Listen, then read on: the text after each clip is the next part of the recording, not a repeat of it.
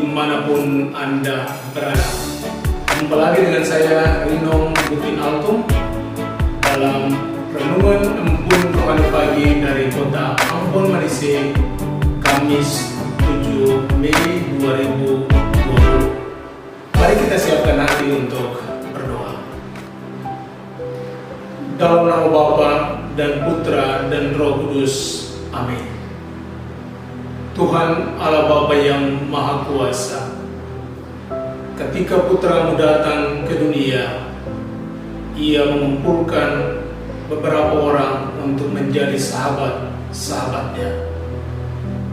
Mereka hidup dalam kebersamaan, saling mencintai dan saling percaya. Tapi di sana pun timbul pengkhianatan. Dan pengkhianatan itu merusak cinta yang telah terbangun. Situasi ini pun yang kami alami dalam kehidupan kami setiap saat, terutama dalam keluarga dan rumah tangga kami. Bapa, kami lemah, tapi kami ingin untuk seperti-Mu dalam hal mencintai.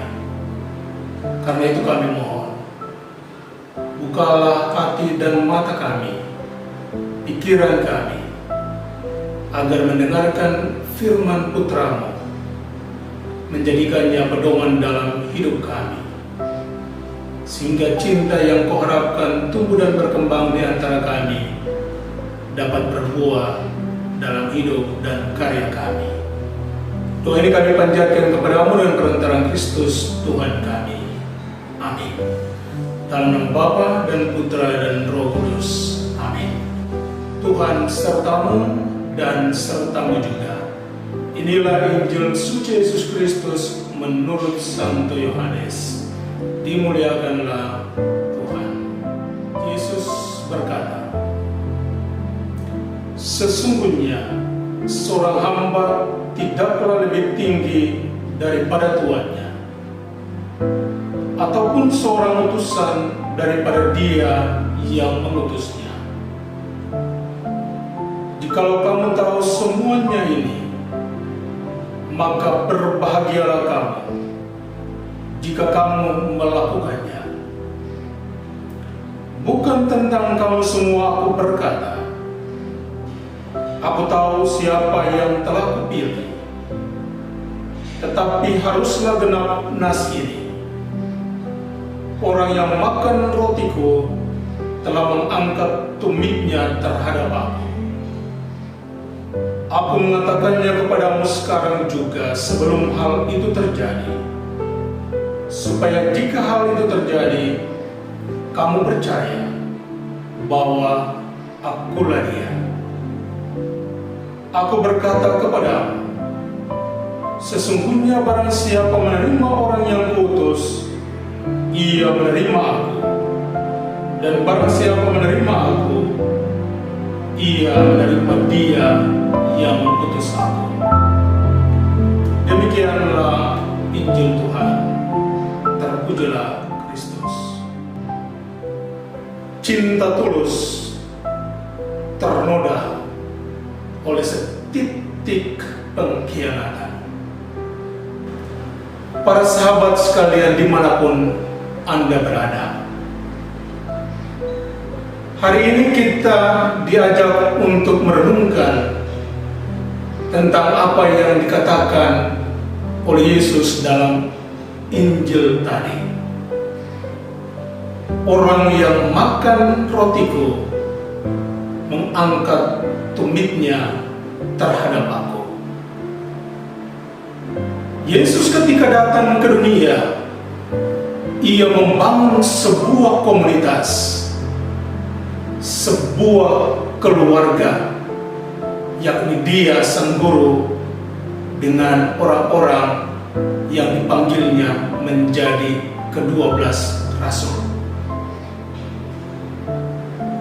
Kemanapun mereka pergi, mereka selalu berada dalam kebersamaan.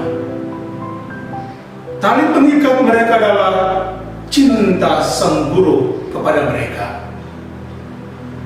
Mereka yang berbeda-beda akhirnya menjadi satu karena cinta tulus dari Sang Guru. Tetapi dalam kebersamaan itu, Yesus memprediksi bahwa akan ada pengkhianatan dari salah satu dari mereka. Dan pengkhianatan itu dalam Injil tadi kita mendengarkan bahwa itu terjadi dalam makan roti atau di meja makan, di dalam keluarga ke-12 rasul itu. Apa yang terjadi? Meja makan yang seharusnya menjadi tempat di mana ada senyum dan tawa, ada candaria, ada sukacita dan kegembiraan karena menyantap makanan yang enak, harus berubah menjadi tempat di mana ada saling curiga, di mana masing-masing duduk dia merenungkan dan bertanya, siapakah pengkhianat itu? Dan akhirnya kita tahu bahwa Yudas tampil sebagai pengkhianat terhadap gurunya. Para sahabat sekalian, baik dulu, sekarang maupun di waktu yang akan datang, pengkhianatan atau para pengkhianat akan selalu ada di antara kita. Entahkah muncul dalam diri rekan kerja kita, teman sejawat kita, dalam diri istri-istri kita, suami-suami kita, maupun anak-anak kita. Di kantor dan sekolah akan terjadi yang tulus dan rajin akan dilindas oleh yang cari muka, penjilat. Di kantor pun, di perusahaan pun seperti itu. Karena kedudukan dan jabatan, karena uang dan kuasa, maka teman karib pun akan dikorbankan, membangun reputasi di atas penderitaan para sahabat. Dan jangan lupa, inilah yang lebih parah, bahwa di dalam keluarga, di dalam rumah tangga sendiri pun di sana kita temukan si pengkhianat. Seorang istri yang mudah tergoda akan menjadi pengkhianat cinta tulus sang suami. Seorang suami yang tidak bisa menahan nafsu dan keinginan akan menjadi pengkhianat bagi istri yang setia dan baik. Anak-anak yang durhaka akan mencederai kepercayaan yang diberikan oleh para orang tua mereka. Pertanyaannya adalah, apakah kita seperti ini?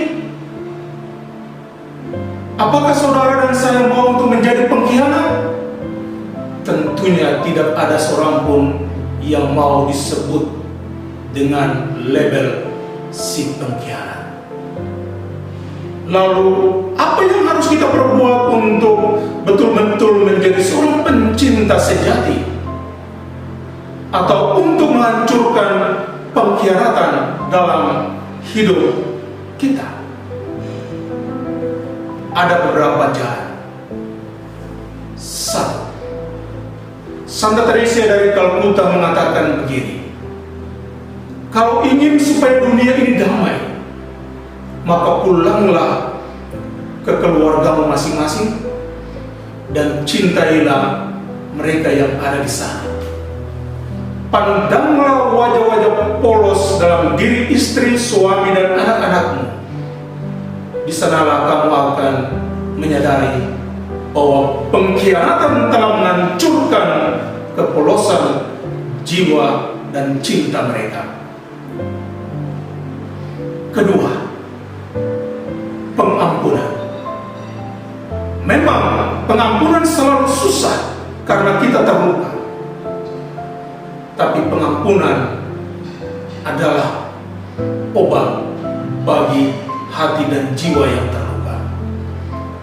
Sesaat ketika Anda rela untuk mengampuni, maka sesungguhnya Anda telah menyelamatkan dua jiwa. Jiwa Anda yang berkobar-kobar dengan amarah dan dendam, dan jiwa si pengkhianat. Dan akhirnya ketiga, membangun kembali kepercayaan kepada dia yang berkhianat. Membangun kembali kepercayaan akan menghancurkan masa lalu yang kelam dan memberikan masa depan kepada dua jiwa, yakni Anda yang memberikan kepercayaan dan dia yang dipulihkan kepercayaannya. Karena itu, kutegaskan hal ini. Sesaat ketika Anda rela dan mau mengampuni, maka berbanggalah kepada dirimu, karena di saat itulah Anda telah menjadi sempurna sama seperti Bapamu sempurna adanya.